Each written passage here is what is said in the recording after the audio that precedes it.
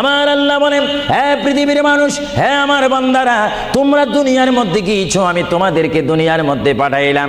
পাঠাইবার পরে আমি জানি তোমরা অনেক অন্যায় পথে যাবে, অনেক কাজ করবে, যে কাজগুলোর মধ্যে তোমাদের গুনাহ হয়ে যাবে। হে বান্দা, তোমরা গুনাহ করবে তাও আমি ভালো মতো জানি, তোমরা পাপ করবে তাও আমি ভালো মতো জানি। বান্দারে, পাপ করার পরে, গুনাহ করার পরে একাই কি মসজিদের মধ্যে তোমরা কেঁদেছো, রব্বানা যালামনা, বলেন রব্বানা যালামনা আনফুসানা ওয়া ইল্লাম তাগফির লানা ওয়া তুরহামনা লানাকুনান্না মিনাল খাসিরিন বলে বলে মসজিদে কেঁদেছো, আসরের নামাজ পড়ে কেঁদেছো, যোহরের নামাজ পড়ে কেঁদেছো, মাগরিবের পড়ে কেঁদেছো, এশার নামাজ পড়ে কেঁদেছো।